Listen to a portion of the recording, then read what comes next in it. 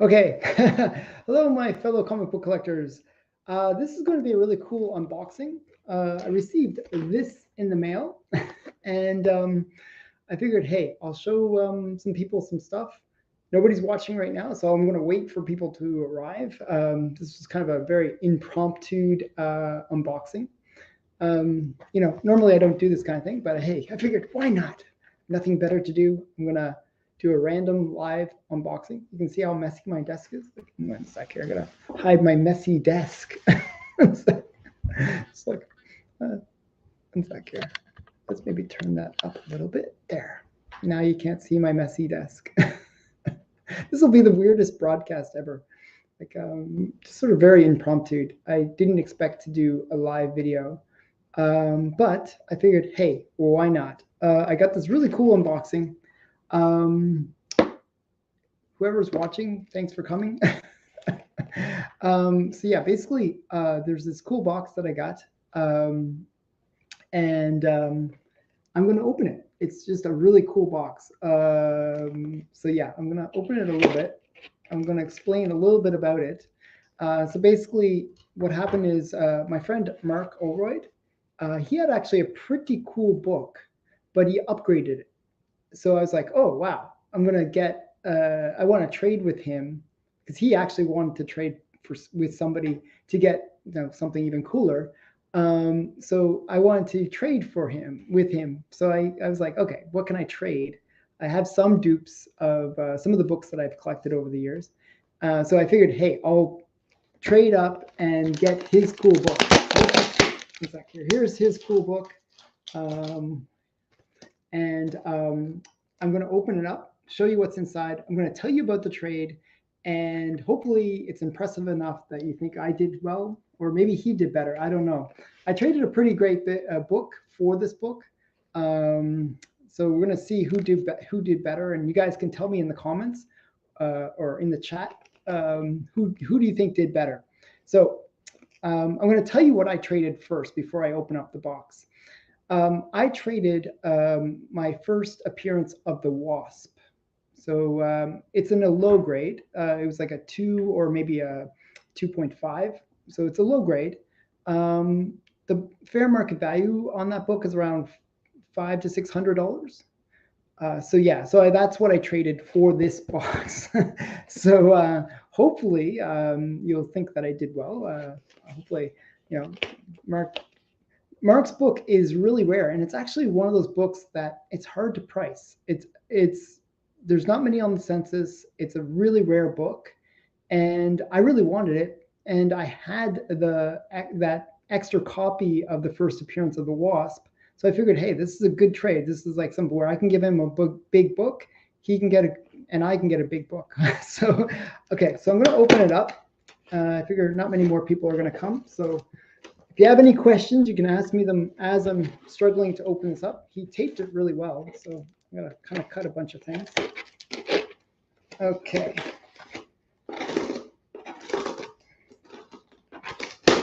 Okay, so as I kind of struggle here, try to open this up. So he taped it really, really well. Okay. So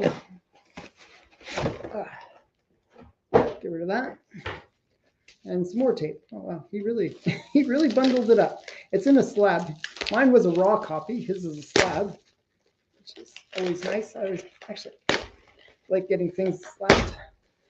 So you can see me is like he really wrapped it well. So I'm gonna try to get it out. One sec here. Okay, so got through all the layers. Now get into the actual comic. So you're probably wondering, what kind of book would I trade the first appearance of the Wasp for? So it is this, Creepy Worlds #1. Now, if you're not familiar with this book, this is a reprint of Fantastic Four #1. So it's an early reprint. It's kind of like the Golden Record reprint, but for the UK. It was only published in the UK. It's Creepy Worlds #32, I should say, actually. It's It's from, what year is this from? It doesn't say the date. I believe it's from like 1964, 1965, like in that era. So soon after, like a couple years later than the actual original copy of Fantastic Four. So it's just a really kind of cool book. Quite rare. I don't know how many of these are on the census, but there's not many. It's a rare book. It's one you just don't see that often. And I figure the fair market on this is around like the same as my Wasp one. It's I think it's around that $500 range. So yeah, Nowhere Bound. Yeah, Mark was showing this book quite a lot. He was like, he was pretty happy when he got it, and he got an upgrade on it. So I think he was quite happy about that. But it's just such a cool book. I'm a big fan of Fantastic Four, and to get a rare edition, a copy of it, is kind of cool. So I'll show you the back. The back's kind of weird, actually. It's very, very simple back. I'm used to always seeing some ad on the back, but it's just a Champion Comics in the series, available monthly. It's just like, it's just like you can order more of these Allen Class reprints. So there's actually a group of collectors that collect these kinds of books. Actually, Chitin, they don't really know the year that these were produced. It's not like it's one of those things you can find. It might be one of those things where it was, no date actually recorded for this book. So I'm not sure what the actual date is. I'd almost have to crack it open and see maybe the insignia inside and see if it actually has a date to it. It might not, which wouldn't surprise me. But it's actually, considering it's only a 2.0, it's kind of funny. We both traded a 2.0. So mine was a 2.0, his was a 2.0. So we both traded 2.0s for each other. It's actually not a bad presenting copy. The cover itself is quite clean. So yeah, I just thought it was kind of cool. So this is my my comic trade. I just received it in the mail today. I was pretty excited, so I figured, hey, I'll do a live unboxing just for fun, random live unboxing. What do you think? Who do you like? Do you think I got a good trade? So I traded the first appearance of the Wasp Silver Age book for another Silver Age book. Yeah, this is a different room.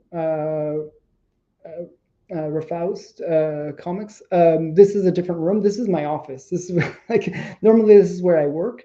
My comic room is in the basement. Yeah, I'm just in here because it's easier to manage StreamYard through my office rather than like when I'm in my basement, I always have to record using my cell phone. So it's a little more challenging. So this is my office. But I actually keep a fair number of books in my office, like all my SOTI books I keep in my office because I really like having them with me. So hi, Comic Mag Musings. So hi, everybody that's come. I really appreciate everyone coming just to see me hold a random book and explain it as an unboxing. So basically, for those who are just arriving, I traded my fantastic, what is it? My first appearance of the Wasp, which is, I think it's Avengers. Why did I forget the issue? First appearance of the Wasp. One sec here. First the Wasp. Once I see it, I'll be like, oh, I'm such an idiot.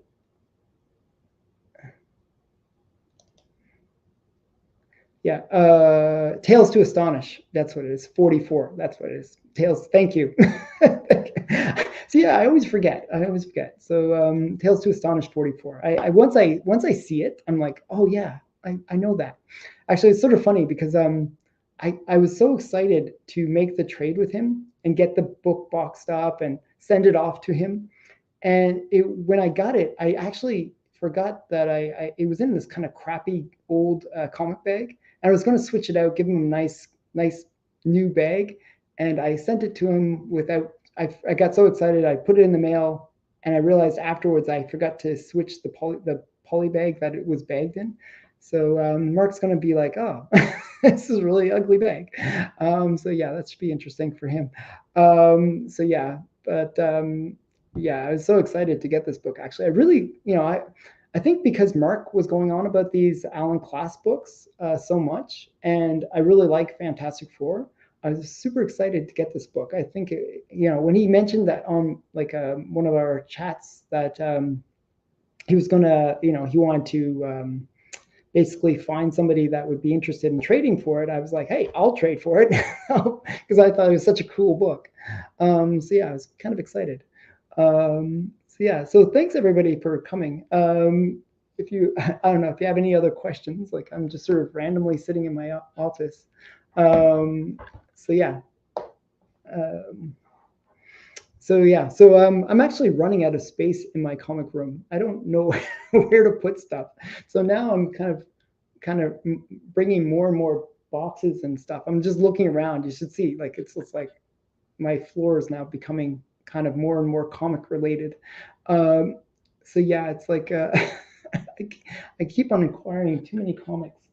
So yeah, so I wish I could sell bootleg maple syrup comic magazines. There was actually, I'm not sure if you guys ever heard the story, but there was actually a big maple syrup heist that happened a few years back, where basically somebody had stolen like $2 million worth of maple syrup and were selling it on the black market.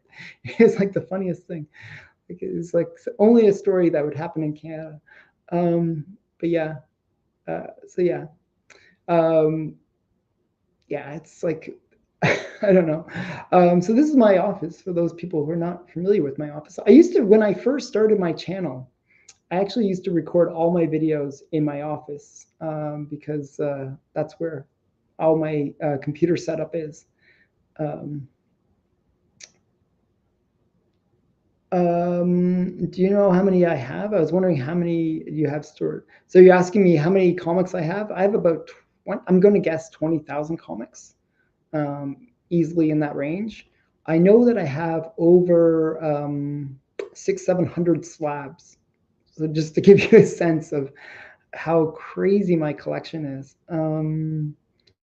Yeah, it's a little bit overwhelming actually. My comic room, like I'm now trying to like put things in between. Like, I have like shelves for each comic box, but now I'm putting stuff on top of the comic boxes because the comic boxes are all full and the shelves are all full. And then I'm putting things in between the comic boxes in order to find space. It's just like it's getting a little bit overwhelming. So I'm gonna have to, buy a bigger house and then so I can store my comics. Um, so what's my next big goal book, Alan?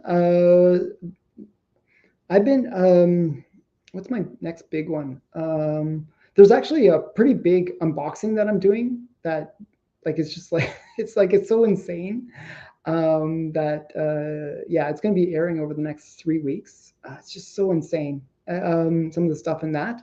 But the three big books that I'm looking for are Phantom Lady 17, Sun Girl #1, and I'm also looking for the first appearance of the Red Hood. And I actually maybe am working on a deal for that book. And then the other one I'm looking for is the first appearance of Solomon Grundy. So those are the big books that I really want to get. Like I really want to get some of those major kind of rare keys.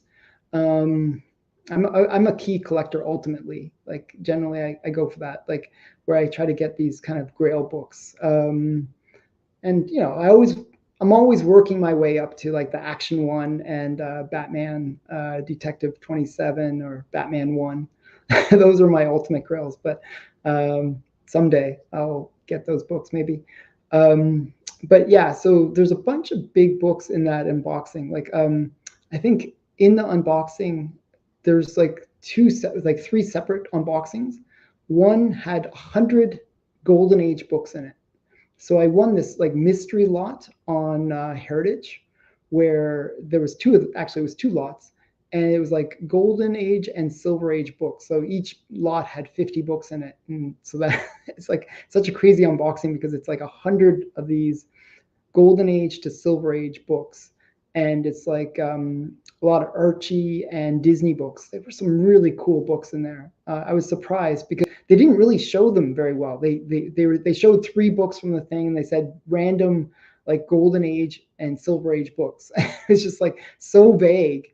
I had no idea what was going to be inside the unboxing, but because they kind of labeled it really poorly at Heritage, those those auctions actually went really cheap. So I paid like total for the 100 books, 100 Golden Age books, I paid $300.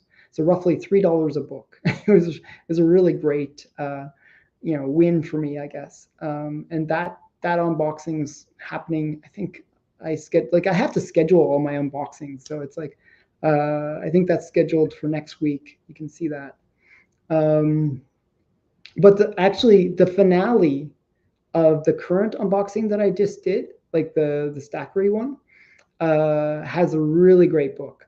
Like I was super excited to get the book. It is restored, but it was still a really great book. Since you were running out of storage space, I'd like to volunteer to help store some of your bigger books. I'm a giver. That's what I do.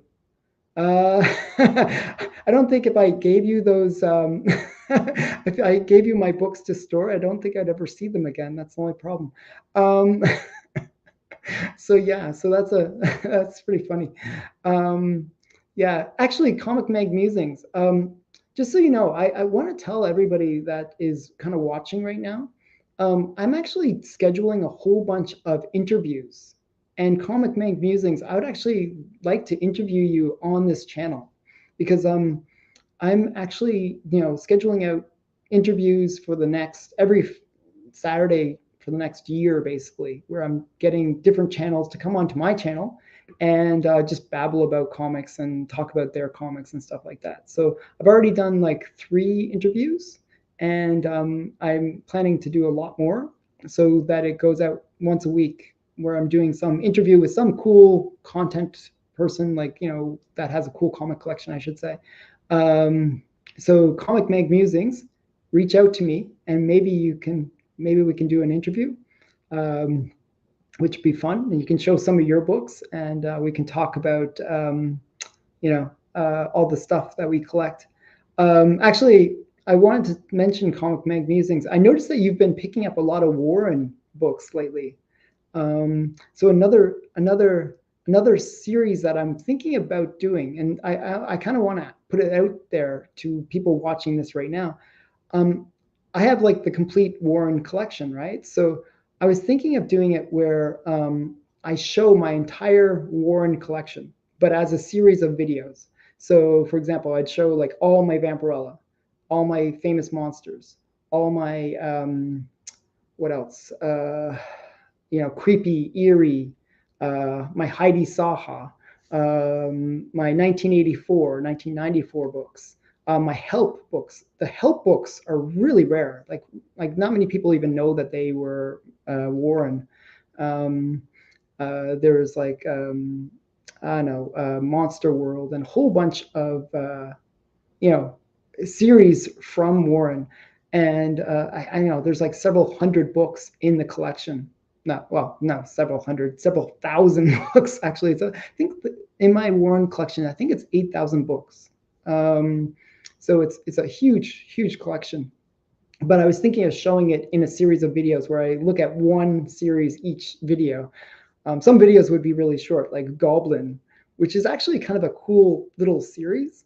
I would sort of explain about the series, and Goblin #5, which it doesn't exist, but it was always advertised. So it's kind of one of those books that doesn't exist. That actually I've heard kind of cool stories about it. So I was thinking of making a video series about Warren because I was a very passionate Warren collector. I think it might be interesting for those people who are not familiar with Warren. Sometimes when I make these series, people don't really necessarily get into them as much as I do. I really do live up to my name of being a comic collector geek, like that geek part, because I do kind of geek out on some really weird things that not necessarily everyone else is as passionate about. So yeah, it's always funny. So yeah, so I figured you might like that Comic Mag Musings, because I noticed that you've been picking up all these Warren books lately. I was going to actually watch your video, and I recommend other people that haven't checked out Comic Mag Musings to check out his channel, because he's doing a video where you are unboxing some Vampirella, and I'm a big Vampirella fan. So yeah, I was going to check that out later. So yeah, so I was thinking about doing that kind of series, and then once I finish my Warren collection, then I would do like the next thing, that I collect or something like that, like maybe my good girl collections, like like Ginger and like Susie and all these kind of good girl ones that I've collected, Sunny and Junior. I have so many collections where like I'm a completionist. So what I'll do is I'll get literally every book within within a collection. And right now, like one of the things that I was working on in terms of collecting at one point, and I kind of finished it, was Al Feldstein. So I'm a big Al Feldstein fan. I like his kind of headlight covers. So I would collect certain books that he produced, like all of his good girl art, which was actually a very short time period within his career, because he basically he produced Sunny and Junior, and he did a couple other series where he did like one or two books from them, and it was kind of cool. Like he then got into EC, and he became kind of a major player at EC, and yeah. So I was thinking about doing a series on L. Feldstein. I actually have a series that I did on LB Cole that's coming up soon. That is scheduled. So just so you know, like I always schedule my videos. This is really random that I'm doing a live video. Yeah, so Werewolf by Lunchtime, how are you? I'm good. Hi. So yeah, so I'm thinking of doing some videos with about my collection, different pieces of my collection, and showing that. So the LB Cole one is coming up. I'm not sure when I scheduled it, but I have about 20 to 30 videos scheduled from here to next month, basically. So there's a lot of stuff coming up that should be really interesting. There's some pretty great videos. It's always funny whenever I do those big unboxings, because sometimes I'll like the funniest one was I did this huge unboxing, and it was like all these major Grail books, and then all of a sudden I hit like a collection that I bought of Naughty Bits, which is like everyone is like, why would you buy that? It's like so lame. But I wanted to get that collection. It was a kind of a series that I enjoyed. So it was kind of weird. So it's always weird when you have those kind of high grade, like big books, and then all of a sudden some random series mixed in. So my unboxings, I always think, are kind of a little bit off the wall. So yeah, Cheechan, the way I traded with Mark. So the people that just walked in, this is what I got from him. It's not Fantastic Four #1. It's Creepy Worlds #32, which just happens to be one of the earliest, like after the Golden Record reprint, one of the earliest reprints of Fantastic Four #1. So just so you know, like I see people kind of coming in, so I figured, hey, I should tell them why we're here. So I didn't trade through Instagram because it's Mark, the guy that I always do my Monday show with. So we basically we were chatting, we were doing our show, and at the very end of the show, he like said, hey, I want to trade this book. Like I was like, I want that book. So I basically traded my Tales to Astonish 44, which is the first appearance of the Wasp, for his Creepy Worlds #32. And they're both about the same value.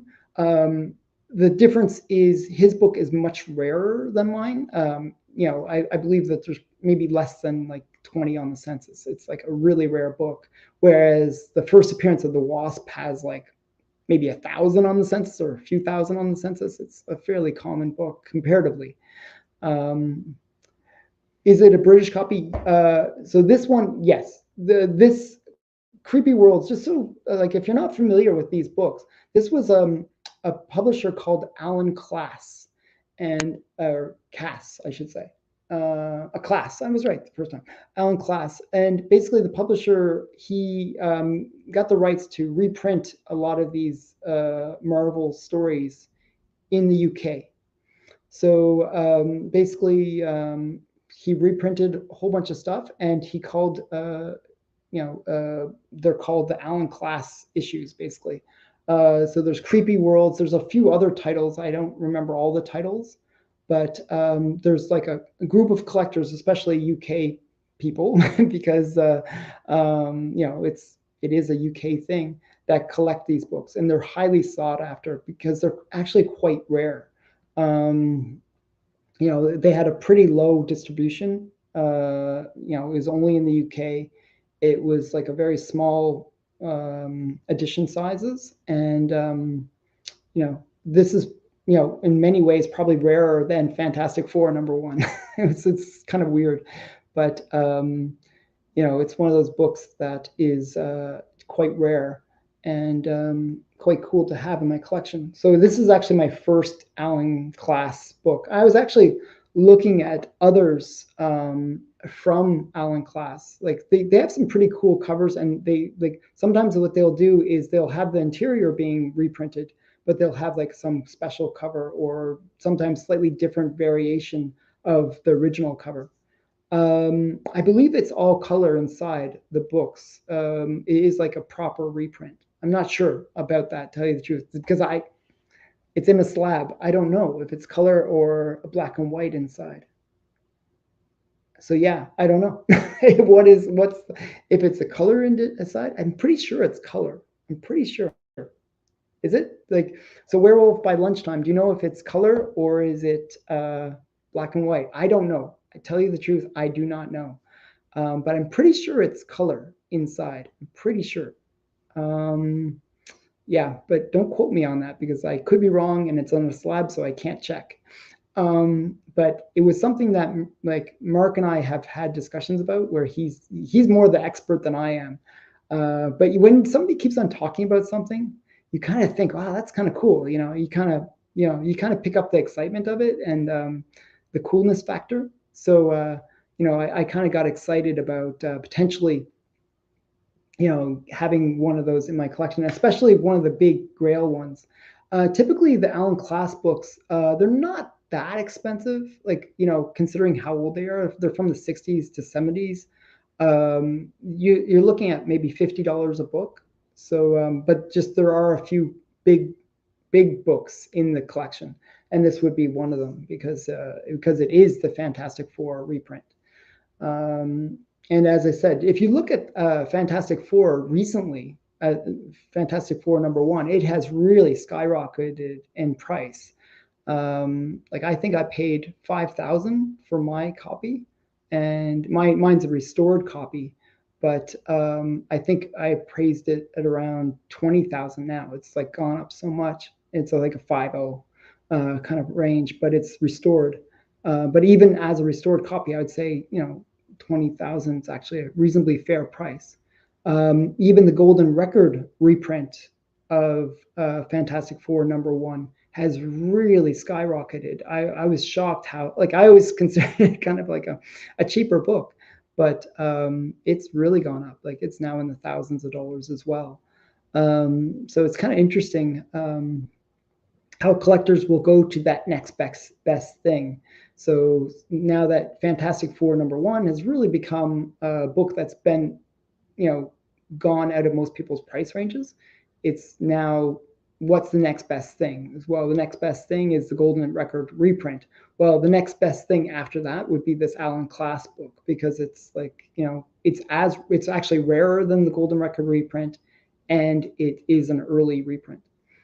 So yeah, okay. So here, is there a way to make this show? Okay, so there. Now I can do this properly. So most most British comics were magazine size with color covers and black and white interiors. 80, 2000 AD was black and white, but with 4-color center spread. You know what? I just picked up, like, that's another big unboxing that I'm going to be doing.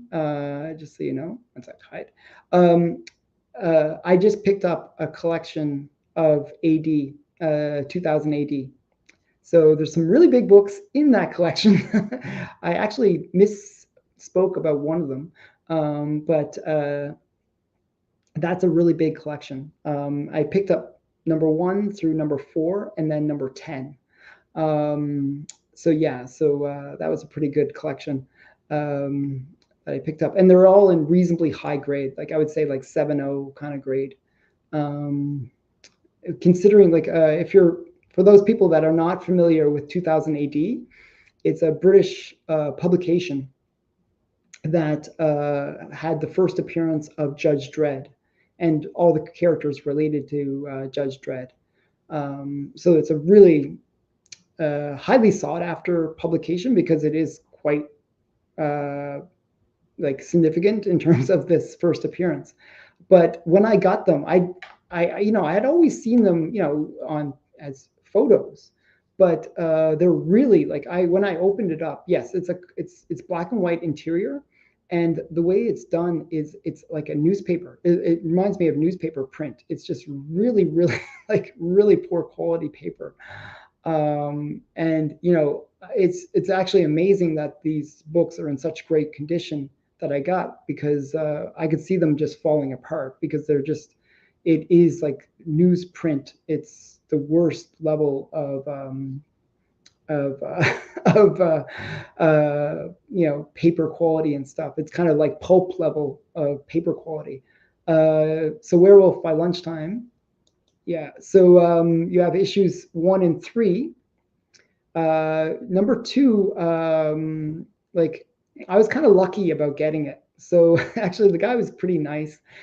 He still honored the deal, because right around the time that I bought my copy from him, where I got 1 through 4 and the number 10, it was like a collection. There was a big sale, a really big sale for number 2. So number 2 just had a big eBay sale for 11,600, I believe, or 11,400, somewhere around $11,000 for number 2, which is the first appearance of Judge Dredd. So that was huge. However, the difference between my copy, which is actually, my copy is a higher grade, but it's missing something that makes the difference. So inside of all of these AD Police, or not AD, I keep on saying AD Police because that's the second series, 2000 AD books, there was these like tattoos that you could get, like sort of like, like you lick and stick onto yourself. My copy doesn't have the tattoos, but the guy actually that sold me the collection, he thinks that he has the tattoos, so he might send them to me later. I might have to pay a little bit more for them, but I might be able to get the tattoos that were meant for the book. So yeah, it could be a pretty big pretty big deal actually for me, because I actually paid, it was $1,000 for the total collection, for 1 through 4 and number 10. So it was, I thought it was a pretty good deal. And especially with that big sale for a slightly lower grade. The one that sold for 11,000 was 6.0 or 6.5, I believe, somewhere around there. And yeah, it was just like, it was good that he honored the deal. I was like kind of worried that he was going to be like, oh, you're paying 1,000 for something that just sold for 11,000. I thought he was going to be like some other people that I've experienced in the past, where I got kind of screwed over on deals, where I bought something at a good price and then the price dramatically goes up afterwards. Especially in 2020 to 2022, that happened a lot, where books had just kind of skyrocketed, and you buy them, and then the next day they go up 2x. You know, it's kind of crazy. So yeah, Werewolf by I got my #1 from my comic shop a couple of years back for $90. Wow, that's a really great price. So it's mid grade for getting like, so the big issues I would say are #2, obviously that's the big grail for that run, but #1 is actually a pricey book too. So $90 for a mid grade, you're laughing. That's a great price. I think a mid grade #1 would go for about 300 would be my guess. So that's a really great price. My comic shop every so often just like I find some really great deals there. Where like I just picked up a book. Did I bring it up here? Where I originally paid $300 for it, and then my comic shop had it in a higher grade for $150 slabbed. I was like, oh my goodness. So I actually bought it again just because it was such a great deal. And it's like a rare book. Like there's only like it's less than 10 on the census. It's like such a rare book for $150 in a high grade. I was like, wow, that's a no-brainer. Sometimes they have really great deals on my comic shop. I almost feel bad telling people about it because at the same time, I'm always trying to get those deals. And then when I mention it, I feel like I'm creating my own competition where people are going to pick up the books that I would be normally picking up. So it's always funny that way. But so this was just a quick unboxing. If anyone has any questions, you can ask me now. This is kind of like a free for all, whatever you guys want to talk about. But this is the book that I picked up. I traded my Tales to Astonish 44, first appearance of the Wasp, for this book. So what do you think? Do you think I did well? Tell me if I did well or not. I really do want to say thank you to Mark Olroyd, who was the guy that made the trade with me. And I think I'm quite happy with the trade, especially because I got the first appearance of the Wasp not too cheaply, but cheaper. I bought it before the price had just gone through the roof. So it was a pretty good deal for me in that respect. Imagine he paid less than what this has gone up to now. So how many boxes of comics do you get every week? Just what I do actually is I get maybe 2 orders a day, but I don't get them to the house. I get them sent to Stackery. So Stackery is kind of like the mail forwarding place. And what I do is I get all my comics sent there, and then I get those consolidated so that it's cheaper on shipping, and then I ship it to Canada. So so what I'll do is get one big box or maybe a couple big boxes every month where I just have this massive unboxing. So every month I have like this massive unboxing, and I'm actually building up a new collection at Stackery right now. There's some really big books that I'm kind of excited about. I realized that I wanted to, like, whenever I get stuff from Heritage, they always ding me on customs and on shipping. Like shipping for Heritage to Canada is like $100 to $200. It's just brutal. Whereas shipping within the US is like maybe $30. It's like just night and day difference. So what I did was actually said, okay, no more. I had like a $400 bill from customs because of Heritage. So I said, no more of that. I'm going to send all my Heritage stuff from now on to my Stackery account. And I actually sent this really awesome order. Like, I'm so excited to get it, but it's sitting right now at Stackery. And it's like it's like Catman and all these kind of rare golden age books that I'm super excited to get. Just an amazing collection that I bought from Heritage that is just sitting at my Stackery right now. So I'm gonna probably get that sent to me pretty soon because I get really excited about those books. So So this is a really great question. Does she tell me off? Does my wife tell me off for spending too much money on comics? Yes. Yes, she does. She gets mad at me all the time for spending so much on comics because I spend too much on comics. So I'm actually trying to cut back. I'm a bit of an addict, to tell you the truth. I am trying to cut back on my spending on comics, but there's always something cool that I want to get, and then I end up saying, okay, I'll just get this one last thing, and then it's always like one or more last things, you know. So I guess so. Werewolf by lunchtime. Are you in Australia? Because yeah, Australia, the shipping to Australia is horrible. Um, Actually, you know what's weird? I actually bought a few books from Australia like a couple of years ago, and at the time the shipping wasn't that bad. It was actually similar to shipping from the US. So I was like, why why is it so expensive to ship from the US to Canada? But Australia was the same price. I was really shocked by that. So um, there is actually a book that I want to get that's on eBay right now. But the only thing that's preventing me is the fact that it is from Australia, and I think they've recently changed the shipping costs from Australia to Canada because the shipping is as much as the book, and it's like oh man, it's like I don't want to pay that much for shipping, but it's a really cool book. So I don't know what to do. I'm like debating about it, like because like yeah, it's like one of those things like you always feel weird. Like even if it's like not that expensive, like the shipping is like $60. Okay, the book is $60. But you don't want to. It's sort of like the book is probably worth more than $100. But but because I just feel like I don't really want to spend that much on the shipping. It's something, it just bothers me. So I'm always like I don't know what to do about it. But okay, so you're originally from England, now living in Australia. Oh, that's cool. Actually, I always wanted to go to Australia.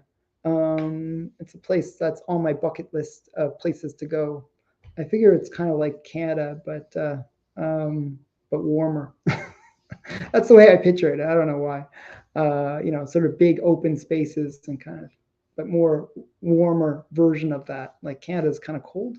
Uh, Australia is kind of desert-like and warm, in my opinion, or that's the way I see it in my mind.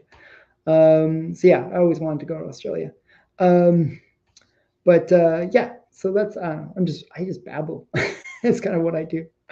So yeah, I was super excited to get this book. So yeah, anyone else have any questions for me before I sort of end this live show? If you have any questions, I'll answer them now, or if not, I'll see you in my next Wednesday video where I do all my Q&A things. You can always ask me whatever you want there, and I try to give pretty good answers. So if you have any questions, ask now. If you don't have any questions, I'll say goodbye. What was the book? Michael, it was, hi, Michael. It was this book that I traded. I traded my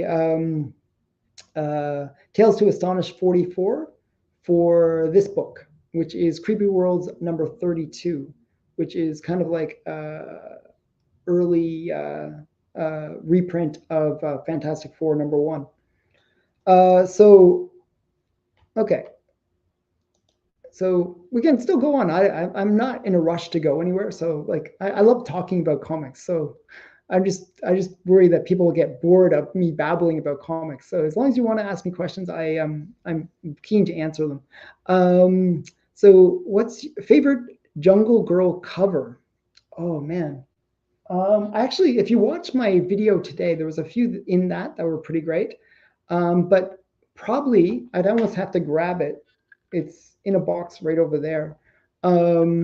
My favorite Jungle Girl cover is an all top one. And if you don't mind, I'm gonna go grab it. Just so you, like, I showed this book a few times, but it is one of my favorites. One sec here. I'm gonna grab it. One sec here.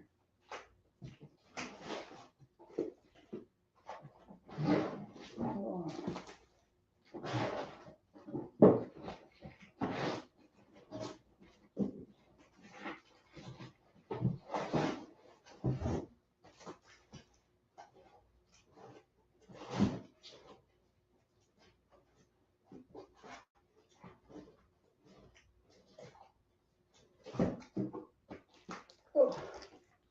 One sec here. Sorry, as I wander off to answer this one question. So, okay, so I got to find it. Okay, so here's a stack.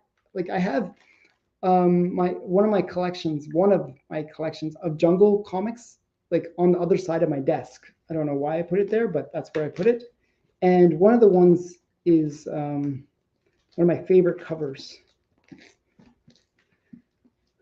But it's very poorly organized, to tell you the truth. So I'm going to show it to you. Let's see. Probably know this one. This is a great one, but this is not the one. It's an all-top comics. Here. And of course, it's not in the pile that I just grabbed. It's so funny. Shoot. It's not in here. It's not in the pile I just grabbed. But it's all top. It's one with like the pygmy. It's like a really great cover. Oh, why is it not in here? There's just too many to grab. Okay, but here's another great one. It's upside down. See the girl's upside down. That's a great one. I really like that one. So JoJo, I really like JoJo. This is another collection that I'm trying to get the complete collection. I'm only missing 3 issues, and then I'll have the complete run. So it's like one that I'm working on. Another one that I have now, I have the complete collection of this. Jungle Joe is another kind of cool jungle-related one. Let me just turn this off here. Yeah, so I can show you some jungle-y ones. Another one that I really recommend, and I don't know where in the number 1 is this series. Really great series, Thunder. And then Zango, another cool one. And you bought a Vault of Horror. Okay, wait. I gotta. Okay, so 1 sec here. I bought a Vault of Horror 35. It's around a 1520. Worth sending to CGC to get graded.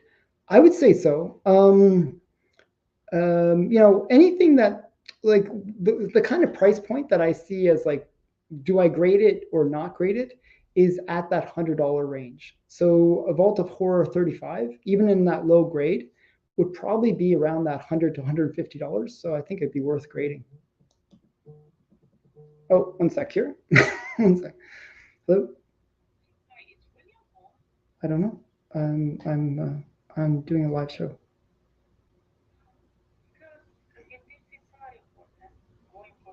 Yeah, sure.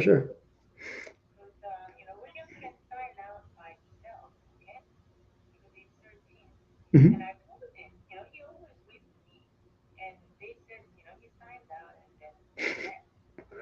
Okay. Maybe just come home and see. I don't know. I don't know. Okay, 1 sec. Okay, I'll check. No, so 1 sec here. I got to do something. I'm going to be right back. Just trust me. 1 sec. William? William?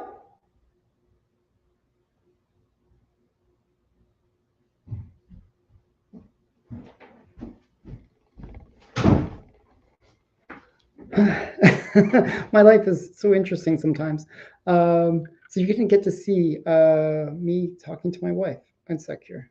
So for those people that don't believe that I have a wife, like I actually do have a wife. 1 sec here. So this is kind of interesting.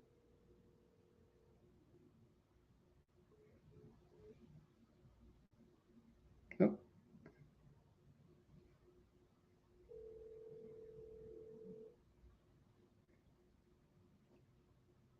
Hey, he's not here.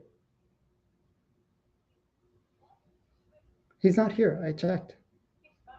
No. Please.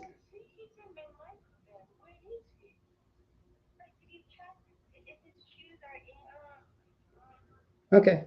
I'll check. One sec here. So my son has disappeared. Just give me a sec here. One sec.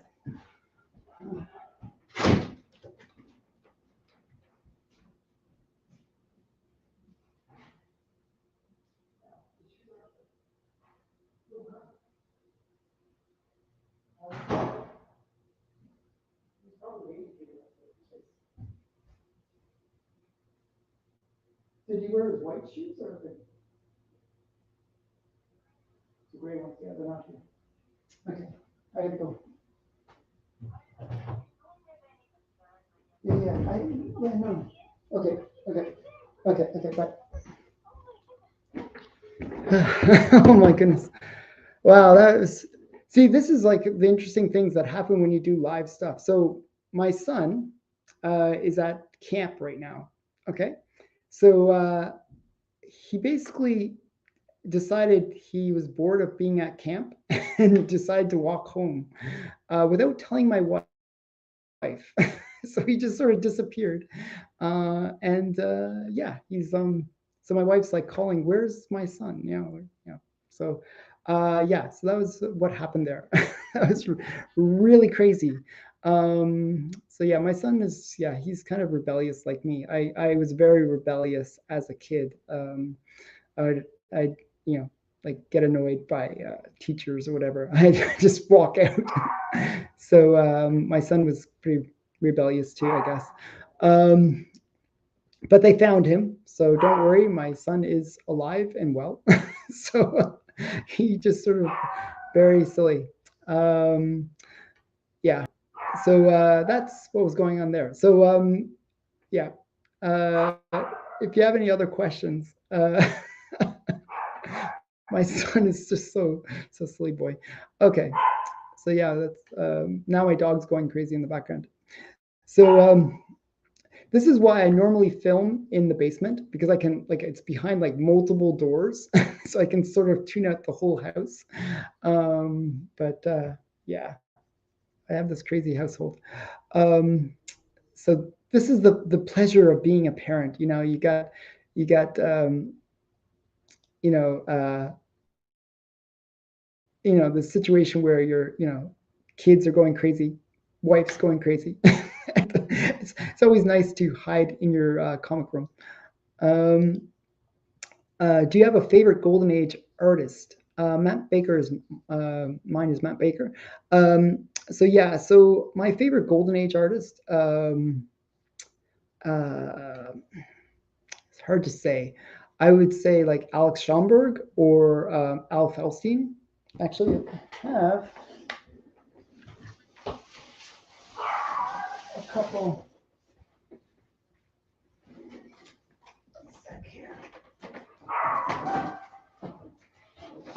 A couple cool Al Feldsteins right here. I kind of want to show you something really cool. This is something really cool.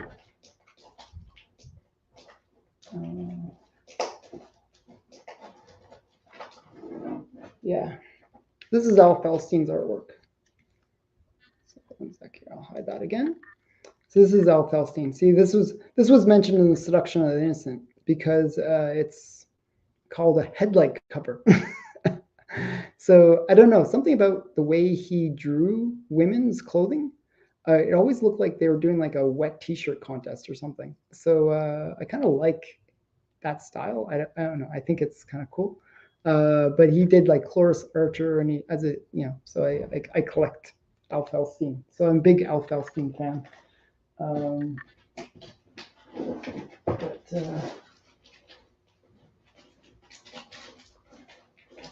here's that one. Here's another Cloris Archer. So these were both mentioned in The Seduction of the Innocent, so they're quite valuable because of that. So Mike, yeah, one sec here. Put that over there. So the Sensational Rocket Girls. I've been trying to pick up that book. I can't get it. I can't find it. I was trying to find it on eBay. I didn't see it listed. If you ever see it listed, just tell me, because I haven't seen it yet. I haven't been able to pick it up. So yeah, I've been trying to pick up that book. Sometimes like people will comment on my videos and they'll mention some cool covers. And if I agree that they are cool covers or cool stories, I'll try to pick them up. That one looked cool, and I have not been able to pick it up. I guess it's quite rare for whatever reason. Um, so yeah. So if you ever see it listed, just tell me, and then I'll I'll pick it up. So yeah. So Mike, I wasn't able to get that. But yeah. Yeah. So my yeah. So yeah. I don't know. Some of those big books. What other stuff? So the funny thing is, my Golden Age jungle is mixed in with my Disney books. Like I have them both in one box for some reason. I don't know why I did it that way, but I have some really cool Disney books that I kind of have in there. So this is like Carl Burke's art, and this is like No Such Bermit. This is kind of a key issue for Disney. And then another Disney one that's kind of cool. This is like early four color. I think this four color, I'm guessing, yeah, it's number 12. Yeah, four color number 12. And it's like the first appearance of Bambi. So it's all like mixed in together with these books are all in the same box. So yeah, I don't know why I did that way, but yeah. Yeah, so those, I don't know. I've been sort of gathering so many collections lately that they're sort of coming into my office. So I have all these things that I picked up that are quite cool that are sort of surrounding me. So, oh, so yeah, now I'm getting better at using this StreamYard where so hello, so hello, Arkham. Yeah, so see, I'm now learning how to use this better. This is my third or fourth live stream, but I'm like still learning the controls of StreamYard. So yeah. But yeah, so I don't know, it's kind of fun. And if you see the books behind me, it actually kind of represents a lot of the collections that I'm going after. So I got the complete collection of Ghost comics. Got JoJo comics. I'm collecting all those. And then another one is Eerie that I've picked up that I'm really trying to collect. So do I have more rare? Okay. So Werewolf by Lunchtime. Do you have more raw or graded? So definitely more raw comics. Way more. Like so I have about 20,000 comics in my collection. And about of them maybe like 600 to 1,000 are slabbed. I don't know how many slabs I have, but in that range, I would say, because just on the walls themselves, I have about 500 like on the wall. And then I have about, I know that I have like 5 or 6 boxes of slabs, and then I have just stacks of slabs. So I think there's about 1,000 altogether. So I have just bought of eBay 1966 one of one script cost me, I think you were trying to say, $700 in a bidding war. Film script. Okay, I was like trying to decipher your message. Sorry. Okay, yeah. So wow, a 1966 script. Is it for Batman, the Batman series that came out then that time period? So yeah, film scripts are kind of cool. Actually, I kind of always liked Hollywood props and stuff. So yeah, film scripts are kind of cool. I actually have a movie script for the Warren. Like I have like multiple movie scripts. Yeah, Batman 66. So yeah, it's okay. Like whenever I type in the little chat boxes, I always like totally mess up, and then I'm like, oh, how do I go back and delete it? But you can never delete it, so it's like so annoying. So yeah, I'm not going to criticize your spelling because I make the same mistake. But yeah, so a 1966 film script, or well, TV script for Batman, that's really cool. And for $700, that seems awfully cheap to me. I don't know, like that seems really cheap to me. I'd be curious what story it was, because that's kind of cool. I think, to get like a film script. I'm not sure how many of those scripts they would print out, because probably all the cast members would get those scripts. So it's probably not a one of one, but still, it's really cool. Um, I think a lot of those, kind of collectible things that are like kind of associated to big characters like Batman, or big series like the Batman series, um, might be undervalued or underrated.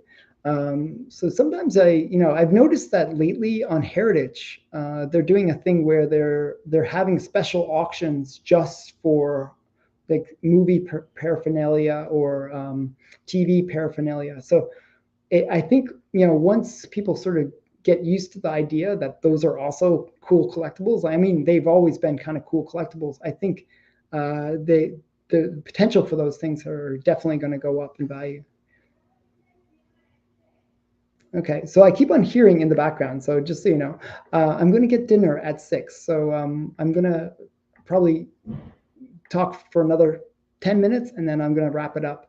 Um, uh, Darren, you have surpassed the allotted questions for the stream. Well, he's the only one asking questions. So if anyone else wants to ask questions, you can ask questions. So there, I don't mind him like dominating all the questions, because nobody else is asking questions. Um, so yeah, so no, werewolf by lunchtime. It's okay. It's okay. You ask your questions. But Comic Mag Musings, if you want to ask some questions, this is the time I can answer your questions. So yeah, just I just like babbling about comics. So I don't know, whatever you guys want to see or hear. Um, I have my whole entire SOTI collection here. It's like just sitting beside me. It's kind of fun. And then yeah, some random books as well. I'm just sort of looking at them. One sec here. It's always sort of I'm sort of weird when it comes to my comics. I'm not sure if you guys are like this too. Like when I take the bag, off the slab, I always feel like I have to get it back into this bag afterwards. Um, where do I? Okay, so that's a good question.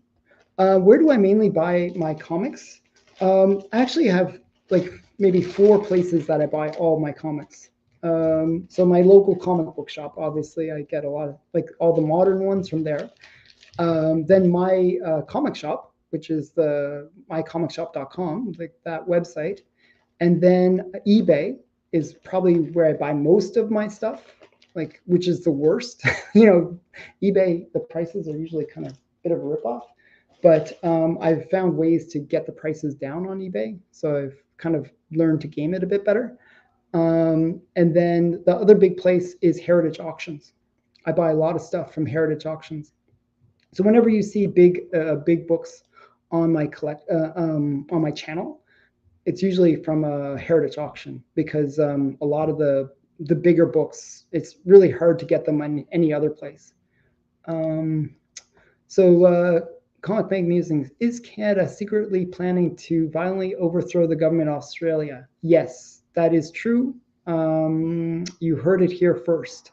So because I guess Werewolf by lunchtime was asking too many questions, and he's from Australia. So yes, we're going to go there and invade. So that should be fun. So, yeah, I don't know. Uh, do I have insurance on my books? So the way it works, and I was actually surprised, because I actually did have to make a claim once for my comics. My house insurance covers my comics, and actually to like is whatever the value is. So I have like a database of all the things that I paid for my comics.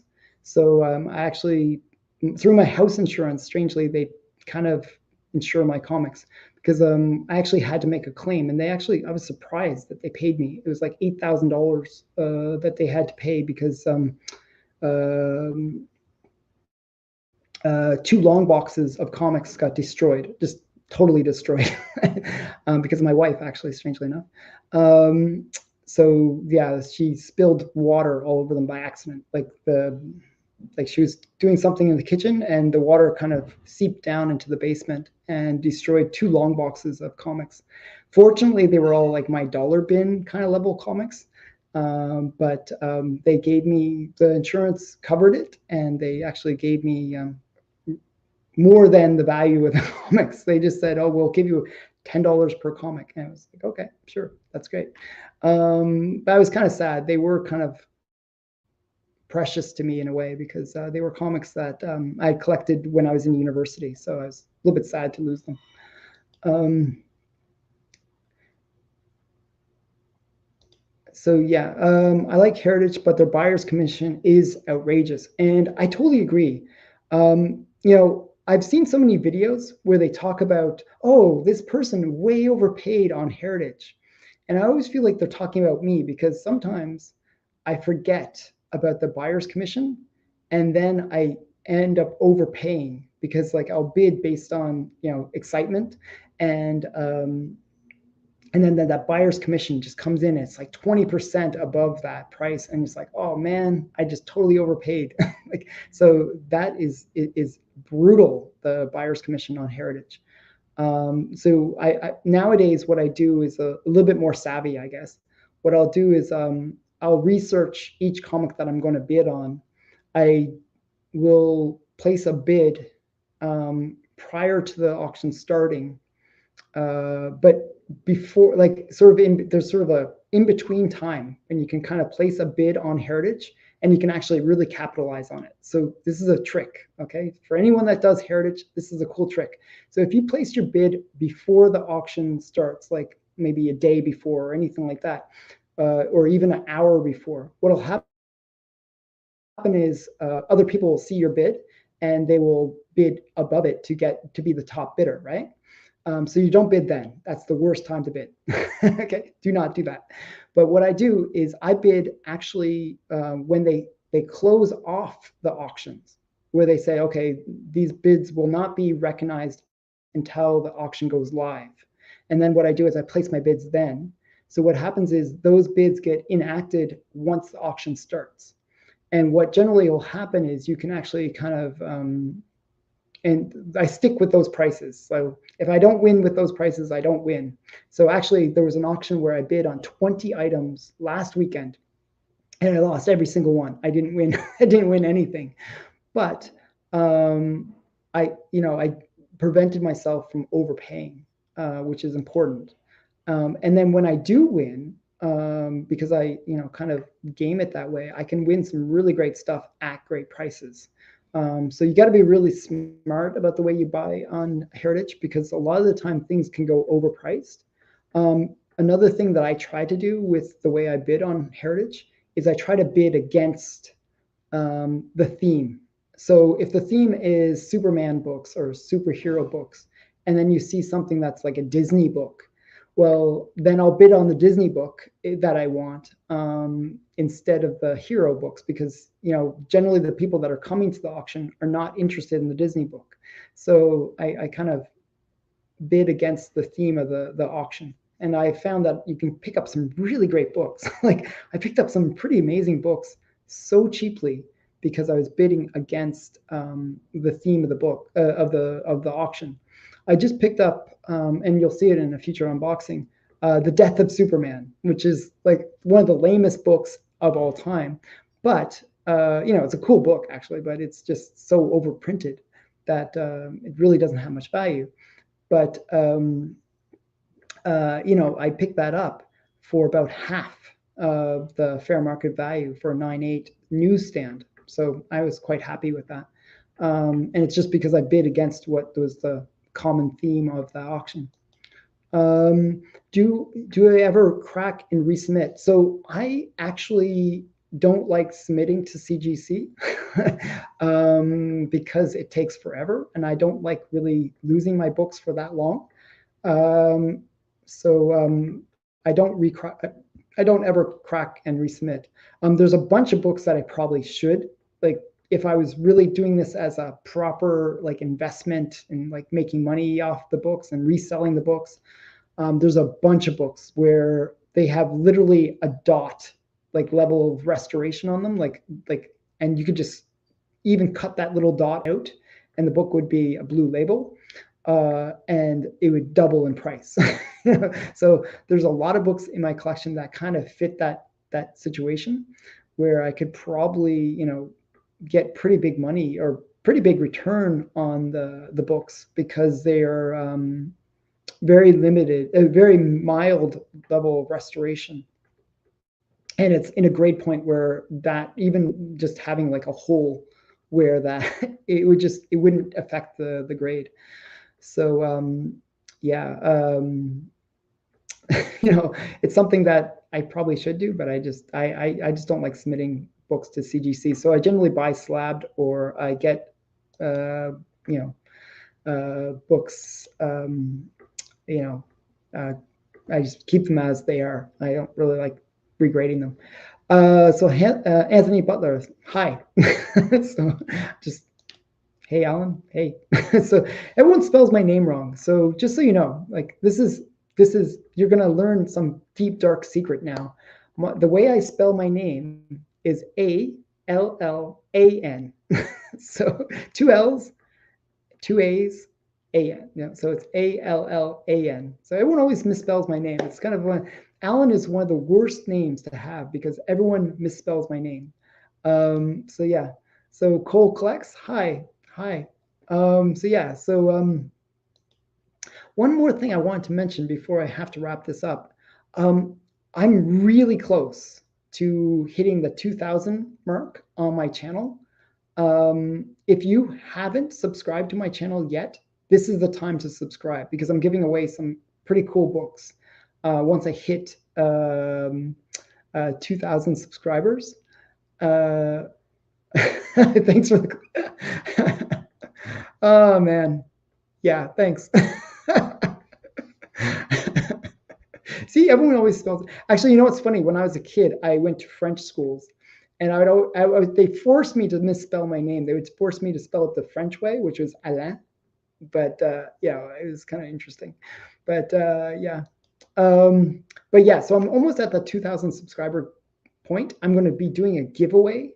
So if people just can subscribe to my channel, get their friends to subscribe, get their grandmothers and all their family members to subscribe to my channel, so I can hit that 2,000 subscriber point, I can do a pretty cool giveaway, and I'll do another live video for that.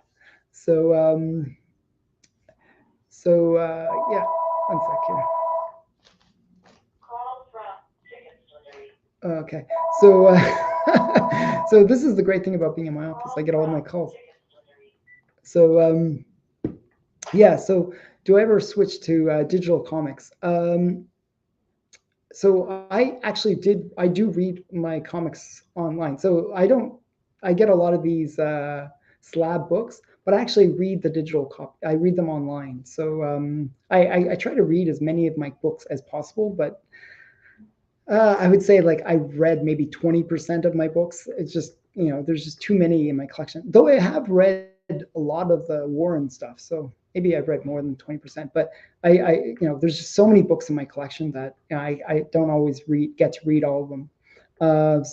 But I do read them online, because I'm actually pretty paranoid about opening up comics. I'm like one of those guys that is really nervous about mangling the book and lowering the grade. So I do like to read comics online. I'm kind of weird that way. Very paranoid about mangling my books by touching them and opening them up and stuff. So hi Biggie. I was just on Biggie's channel recently, so it's good that he is visiting here. So that's really nice. Thanks for coming, Biggie. You probably missed it because you're just arriving. This is the book that I got in the unboxing that I did. And I traded my extra copy of Tales to Astonish number 44 for this book. So it was kind of a cool trade.